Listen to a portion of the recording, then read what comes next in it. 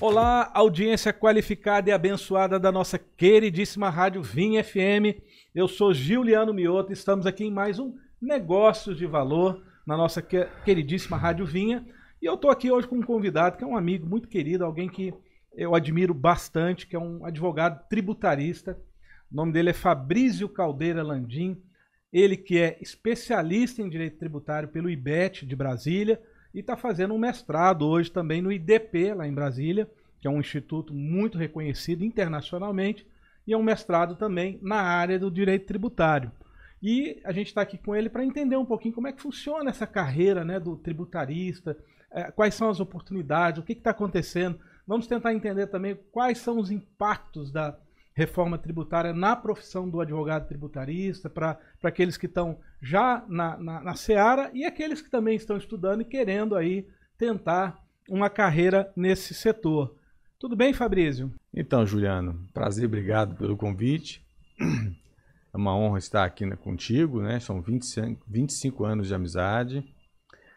Vou tentar aqui resumir um pouco da minha carreira tributária, como é que nós chegamos até aqui, já com 25 anos de atuação no tributário, já com 50 anos de idade, 5.0 já nas costas, e graças a Deus por ele ter permitido que eu chegasse até aqui, né, nesse momento. O início da carreira não é fácil para ninguém, né? Mas graças a Deus eu tive muita sorte, eu acho. Deus me colocou em ambientes onde eu pude aprender muito sobre o tributário, eu nunca me desfoquei do tributário, sempre atuei com o tributário desde o início da minha carreira. Comecei com uma empresa de consultoria, interpretando a legislação tributária do estado de Goiás, lendo todos os dias todas as modificações que ocorriam na legislação tributária, respondendo consultas, tirando dúvidas, emitindo pareceres, tudo na área tributária, dando cursos, palestras e eventos, simpósios na área tributária, em Goiás, fora de Goiás, São Paulo, Minas Gerais. Eu devo ter ministrado pelo menos 300 palestras em tributário no Goiás e fora de Goiás. E em empresas também, em particular nas empresas. Então não tem como você não aprender sobre tributário, né? Então, o principal aspecto do conhecimento é você ler, estudar e ensinar. Quando você ensina, aquilo fica para sempre no seu córtex cerebral, né? No seu subconsciente e consciente. Então, o aspecto acadêmico, o aspecto doutrinário e de estudar a legislação tributária seca, te dá condições um pouco mais, como é que eu diria, mais avantajadas em relação a outros profissionais, talvez, né? Mas a consultoria tributária, a interpretação da legislação tributária e palestras, eu sempre esteve envolvido dentro da minha carreira, né? E no início, minha carreira se concentrou basicamente nisso. Eu fui começar a advocacia mesmo, escritório de advocacia, em 2005. Tive a felicidade de ter 2 sócios ex-auditores do fisco. São pessoas que eu considero como meus pais, meus segundos pais, né? Na vida, tanto na vida pessoal como na vida profissional. Pessoas de um caráter ilibado que me ensinaram valores, né? Sobre como tratar um cliente, como servir um cliente, como dar segurança ao cliente, né? E essa escola da advocacia em si, representar o cliente, né? É de uma responsabilidade muito grande, porque envolve o seu nome, envolve a sua reputação, envolve o futuro da sua carreira. Se você age com duplo ânimo, com intenção de fraudar, com intenção de corromper o seu cliente, ou com quem quer que seja, você é um profissional que não terá muito tempo de mercado, né? É um profissional de um cliente só, ou 2 clientes. E graças a Deus eu tive a condição de aprender como lidar com o cliente, respeitando o cliente, servindo o cliente acima de qualquer coisa. Talvez isso tenha sido o combustível que permitiu que eu chegasse até aqui hoje. Fala de sucesso. Sucesso envolve uma série de valores, né? Não apenas o valor financeiro que representa, de fato, o que é o sucesso na vida de uma pessoa ou de um profissional. Envolve valores que você amealhou ao longo dos anos, a família que você constituiu, tendo a graça de ter tido os pais que a gente teve, os filhos que nós tivemos, que eu tive durante a minha vida, e as amizades, claro. No aspecto profissional, o reconhecimento talvez seja a credibilidade que algumas empresas, alguns clientes lhe concedem, né? Pessoas terem referências a respeito de você, da forma como você lidar com a questão tributária, segurança, tranquilidade, enfim. Tudo isso é resultado de muitos anos de trabalho, né? Muitos anos mesmo. Agora, falando um pouco sobre o direito tributário atual, eu vejo que há muitos profissionais atuando no mercado tributário, né? Com recuperações tributárias temerárias, com más interpretações de julgados dos tribunais superiores, e acabam vendo ali algum tipo de brecha no sentido ilícito da expressão brecha, e começam a vender esses trabalhos de recuperação no Brasil inteiro. Mentores do direito tributário, pessoas que mal terminaram a faculdade, vendendo mentoria de como ganhar dinheiro com recuperação tributária.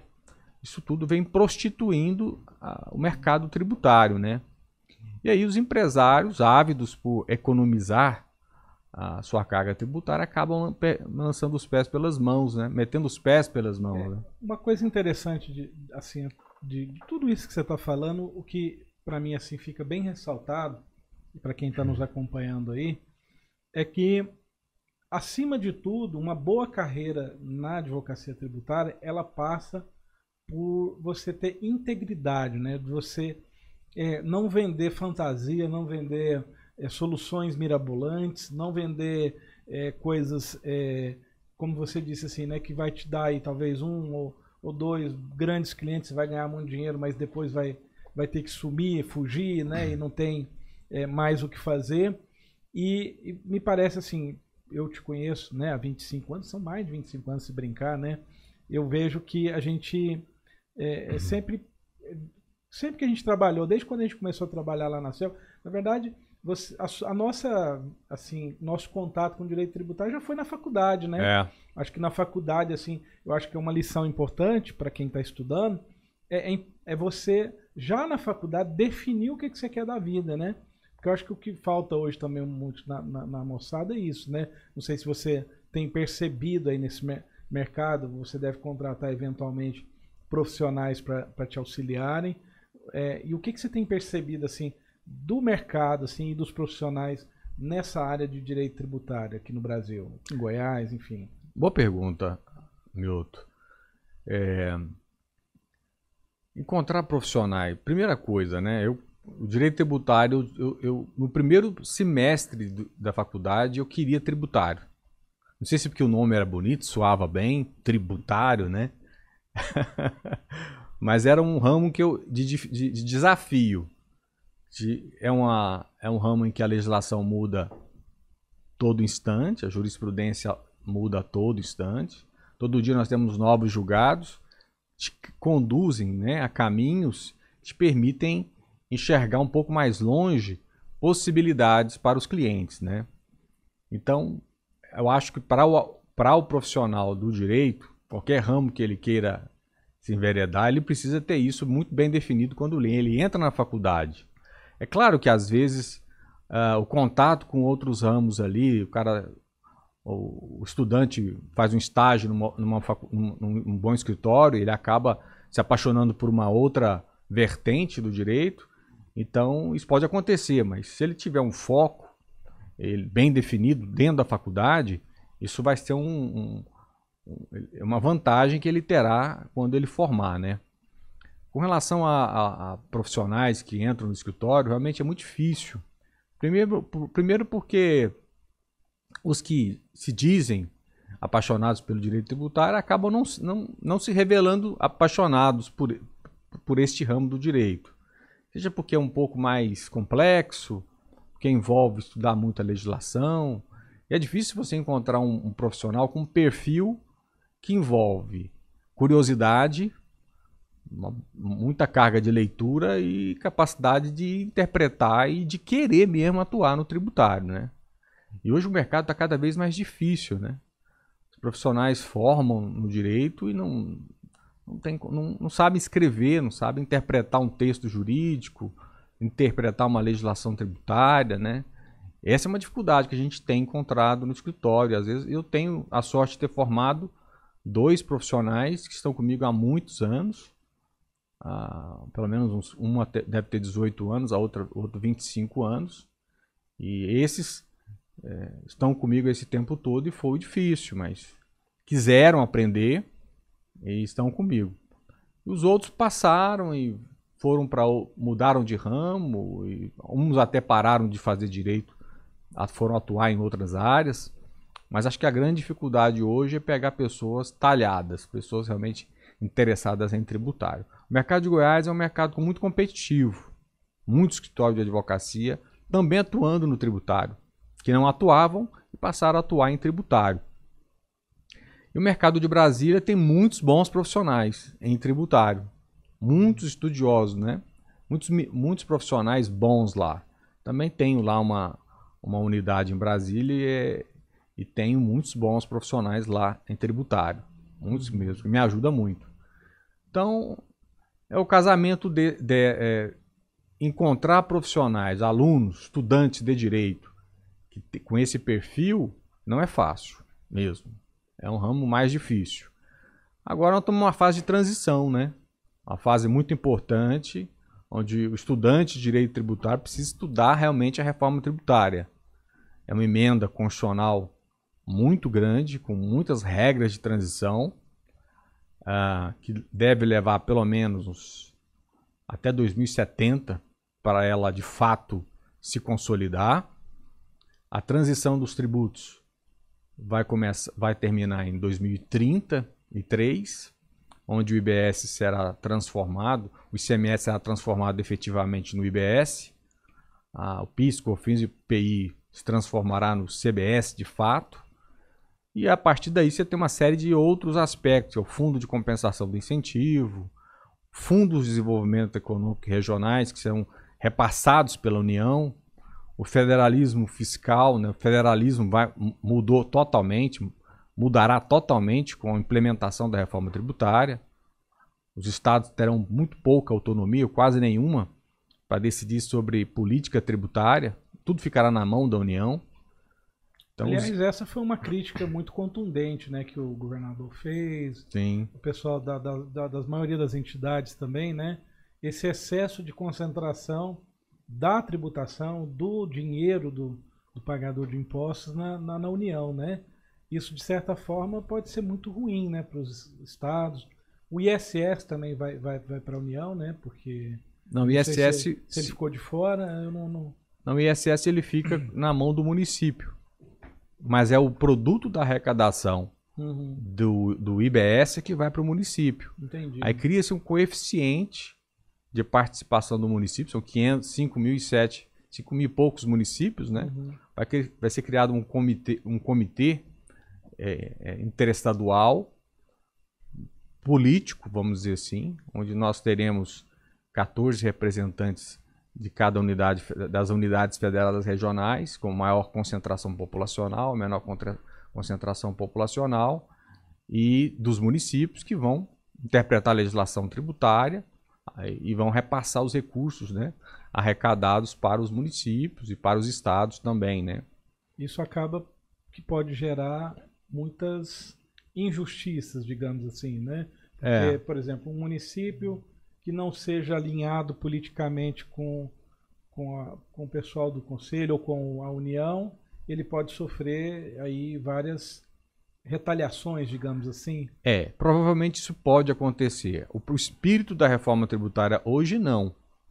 Mas quando você pensa lá em 2000, se não me engano, 90 e poucos, quando criou lá a DRU, Desvinculação de Receitas da União, para outras finalidades que não as destinadas aos estados e aos municípios, contingenciamento de recursos da União. Você vê, desde a Constituição Federal de 88, a União aumentou expressivamente a sua participação na arrecadação. Hoje, 67% do que se arrecada no Brasil vai para a União. É muita coisa, né? É muita coisa. E a diferença é distribuída entre os estados e os municípios. E as pessoas vivem aonde? Elas não vivem na União, né? Elas vivem nos municípios. Então, a descentralização da arrecadação é o espírito do federalismo brasileiro, né? Deveria ter sido, né? E os estados foram abrindo mão de sua participação, especialmente na arrecadação, evidentemente, mas também em todos os segmentos, política pública, definição de política pública, educação, tudo isso foi se concentrando na mão da União, né? Hoje, e os estados e os municípios fazendo o papel, cumprindo esse papel que a União deveria cumprir, né? Isso mostra como que a União concentrou poderes e vem esvaziando muito a competência dos estados, né? Então nós vamos ter muito tributo ainda. Até a transição tributária efetiva, a gente vai conviver com o ICMS, com o IPI, com o PIS, COFINS, CSL, IBS, CBS, os impostos patrimoniais, que vão ser progressivos, né? Vão criar um imposto seletivo, imposto sobre minerais, sem falar na CEFEM. Grandes fortunas. Talvez aí sobre dividendos, ganho de capital, tudo, né? Aí já vem a próxima micro-reforma, que é do imposto de renda, né? Que deve sair esse ano. Então a tendência é de aumento de carga tributária, né? Que já é alta, né? Que já é alta. O setor de serviço deve ser o mais afetado com a reforma tributária, porque eles têm pouco crédito de CBS e de IBS para recuperar, porque eles basicamente não produzem autoprodutores de serviços, né? Então eles têm muito pouco insumo para aproveitar como crédito. Então esse setor certamente será afetado profundamente com a reforma tributária, né? Que foi o alerta, inclusive, das principais entidades de que o setor de serviço provavelmente vai pagar assim um absurdo, né, desse imposto, né? Agora vamos fazer o seguinte, nós vamos ter que fazer agora um pequeno intervalo. Sim. Quem está nos acompanhando aí, fica com a gente um pouquinho. A gente volta daqui a pouco com mais negócios de valor, e eu quero que a gente retome esse assunto aí sobre os impactos da reforma tributária, tanto no ambiente, né, de negócios, no federalismo brasileiro, quanto também na atividade do tributarista, né? Porque eu acho que a gente vai ter um impacto grande aí, né, naqueles que querem entrar nessa seara. Então daqui a pouquinho a gente volta, fica aí com a gente. Daqui alguns minutinhos a gente está de volta com o negócio de valor.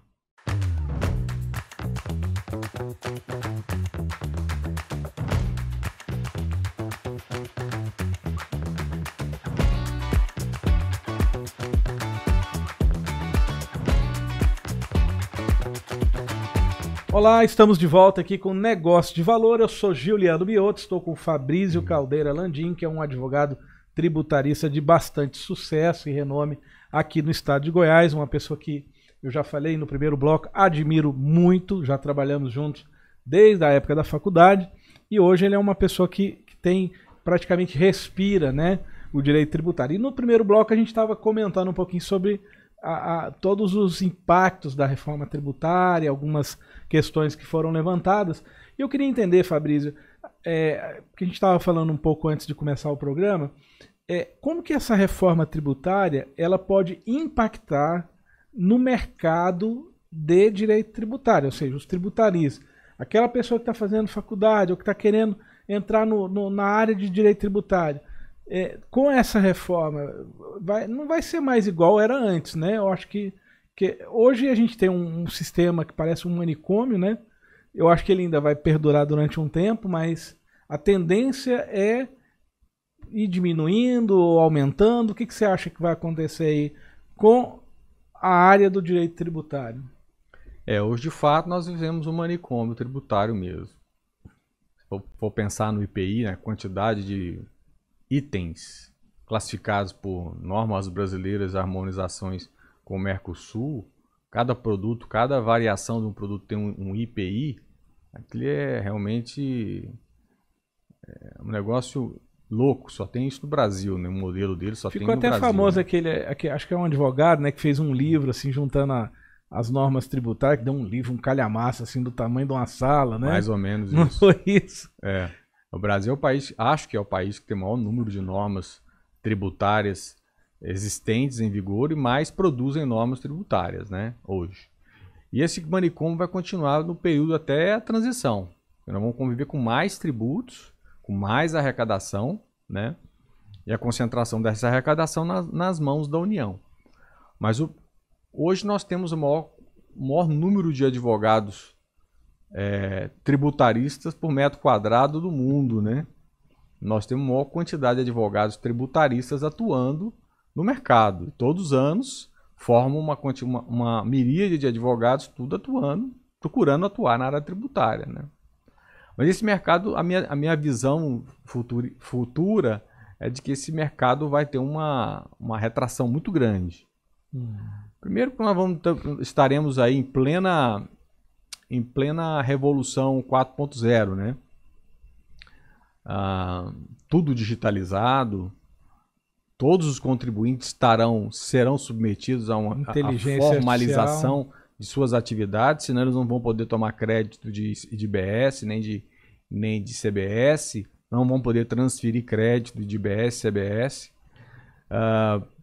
Para ter o cashback, por exemplo, as empresas terão que fazerem parte do cadastro único, né? Senão as pessoas não vão poder tomar o seu cashback dentro do supermercado, por exemplo, né? E as empresas terão que formalizar. Então a informalização vai diminuir substancialmente, né? Toda a contabilização do tributo vai passar na mão da empresa. O cumprimento de obrigação acessória vai diminuir fundamentalmente, né? Porque hoje nós já temos as escritas fiscais digitais, e onde se diminuiu fundamentalmente o cumprimento de obrigações acessórias, né? O outro ramo de atividade que deve diminuir, praticamente desaparecer, é a figura do contador, né? Basicamente, o contador vai desaparecer do mercado. O tributarista não vai ser diferente. Deve diminuir muito a sua participação ainda no mercado. Provavelmente ainda teremos advogados tributaristas atuando com maior rigor em outros tipos de planejamentos tributários, né, mais sofisticados, mais nessa seara de planejamento tributário. De assessoria também tributária, né, até de fato haver plenitude no cumprimento das obrigações tributárias, né. Então eu vejo que esse mercado deve diminuir, enxugar após a transição do regime de tributação para a nova emenda constitucional de 132, e aí nós vamos ter uma outra figura do advogado, se aquilo ainda vai existir, o tributarista. Então muitos advogados devem repensar a sua vocação tributária e buscar novas formas de atuação. Recuperação judicial, por exemplo, né? Deve ser um mercado, um nicho muito bom. A área penal, né, continuará sendo uma das grandes vitrines, mas também na área de penal tributário deve diminuir, né? Eu imaginei isso, porque a área como vai ser praticamente impossível sonegar impostos, então provavelmente não vai ter tanto a figura do crime, né, tributário. As empresas vão ter que se planejar, vão ter que fazer planejamento financeiro para de fato repassar o custo do tributo para o consumidor. Como a carga tributária vai aumentar, o consumidor vai pagar mais imposto. Isso não é eu que estou dizendo, os estudos de impacto tributário que foram feitos por algumas entidades revelam que a carga tributária deve aumentar a partir de 2033, quando houver a unificação dos tributos, né? Aí a União vai ter o imposto de renda, a contribuição social sobre o lucro, deve incidir também sobre a distribuição de dividendos, né? Os impostos patrimoniais, que vão ser progressivos. Imposto de renda deve que devem ir para a União também. Não, os impostos patrimoniais, como o ITCD, continuam o IPTU, aqui embaixo. Continuam nas mãos dos entes que federados, haviam, os né? municípios e os estados, né? O imposto seletivo é um outro tributo que vai impactar aquelas atividades que a União deve considerá-las como prejudiciais à saúde ou que prejudiciais ao ambiente. Uhum. A atividade rural deve sofrer um impacto também na tributação, eles devem sofrer com a carga tributária. O setor de imobiliário também, o setor de construção e incorporação também vai passar por um processo de aumento de carga tributária também. Enfim, a reforma tributária vem aumentar a carga tributária, né? Manter o atual carga tributária que existe até a fase de transição.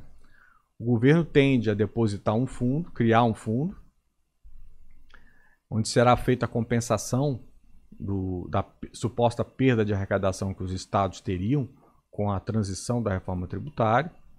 Os incentivos fiscais também passarão por uma profunda modificação, porque hoje nós temos vários incentivos fiscais aqui no estado de Goiás, como fomentar, produzir o ProGoiás. Esse é um tema que eu acho que é importante a gente abordar aqui, né? Porque me parece que a angústia mais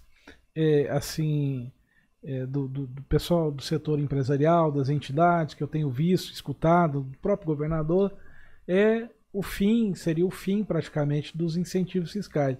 Como que vai ficar essa questão dos benefícios fiscais? Enfim, tem alguns que são chamados até de benefícios financeiros, né? Enfim, como é que fica tudo isso quando a reforma tributária cumprir aí, começar a valer de fato? Então, os beneficiários de incentivos fiscais como fomentar, produzir e ProGoiás são incentivos concedidos por prazo certo, sob determinadas condições, como é o fomentar, o produzir o ProGoiás, né? Onde o contribuinte adere e ele assina um contrato junto à agência de fomento, tem que cumprir lá um planejamento de investimentos durante 10, 15, 20 anos, limitado até 2033, pela Lei Complementar 160. Isso foi abarcado pela Emenda Constitucional 132. Lá no seu artigo 12 da Emenda Constitucional 132. Será criado um fundo de compensação desses incentivos fiscais para aqueles que tiverem aderido a algum desses programas até abril de 2023. Salvo engano, a partir de 2025 será feito repasses da União relativamente aos beneficiários desses incentivos fiscais até 2033. Então será feito aportes na proporção, evidentemente, desses incentivos fiscais em todo o território nacional. Então quem tem esses benefícios até abril de 2023 serão compensados por este fundo. Paralelamente a isso, será retirado um pedaço do IBS e criado esse fundo de desenvolvimento econômico regional, vamos dizer assim, que os estados terão acesso para investimentos, talvez investimentos industriais, desde que observe ali alguns critérios de inovação tecnológica, de respeito ao meio ambiente, a tal da economia verde, né? Dentro de algumas características que a reforma entendeu como sendo prioritárias para cumprir essa agenda de desenvolvimento econômico e industrial, né? Então o problema será a manutenção dessas empresas que atualmente existem no estado e como que os estados terão condições de implementar a manutenção ou até aumentar o parque industrial nos estados, né? Os estados do Nordeste devem sofrer muito com a reforma tributária. As regiões do Sul e Sudeste até não tanto. Centro-Oeste, talvez, a vocação, né, que nós temos pelo agronegócio, talvez consigamos manter aqui a produção, o esmagamento dos produtos primários aqui na atividade agroindustrial, setor sucroalcooleiro, indústria de soja e derivados do milho e etc., né? E as indústrias farmacêuticas e automobilísticas que nós temos aqui de montagem, né? De mineração também. Agora, o desafio é as novas tecnologias, né? Desenvolvimento de um parque industrial industrial que eu me refiro, de novas tecnologias, né? Empresas de alta tecnologia, que é o que o Brasil não tem, né? O que eu percebo é o seguinte, a gente tem sempre um potencial muito grande de fazer as coisas, tem muita gente produzindo, tem muitos investimentos sendo feitos, mas nos falta essa vocação assim para ir para tecnologia de ponta, né, para poder ter hubs, né, de desenvolvimento assim com foco também, né, nesse tipo de tecnologia mais avançada e a gente sair só do país que produz e vende matéria-prima ou que vende essas coisas para a gente ter mais produtos mais acabados, né, digamos assim, né. Eu tenho uma curiosidade aqui em Goiás porque a maioria dessas indústrias, principalmente farmacêuticas, automobilísticas que vieram para cá, vieram, obviamente, claro, por algum motivo logístico também, mas também por questões de incentivos, né? Sim. O sistema de incentivos fiscais que começou lá atrás, né? Acho que até já tem alguns anos que existem, né?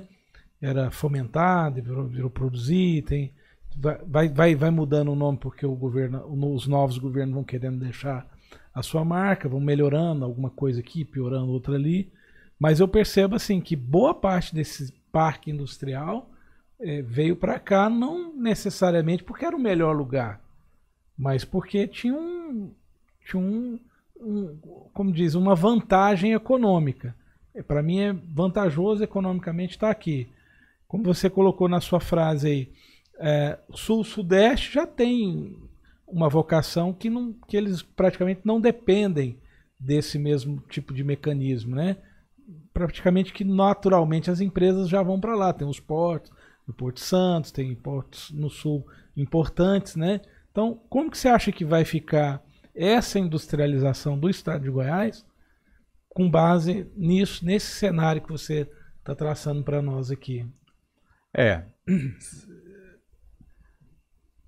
Quando a gente pensa em transição, uma transição tributária que leva 30 anos, 40 anos para ela ser implementada, a gente duvida porque o que acontece em um ano, o que se cria uma lei para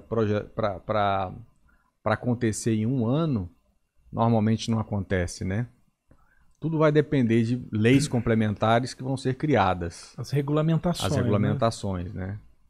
É claro que as leis complementares serão muito engessadas, porque a própria emenda constitucional impede a concessão de incentivo fiscal. Mas nada impede que se mude a Constituição de novo até 2033, né?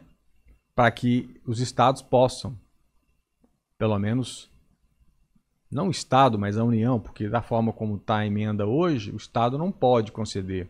Quem pode conceder é a União, alterando, o Congresso Nacional alterando a Constituição, permitindo que o estado conceda incentivo.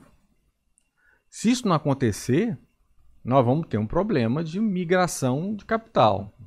A tendência é a migração de capital, né?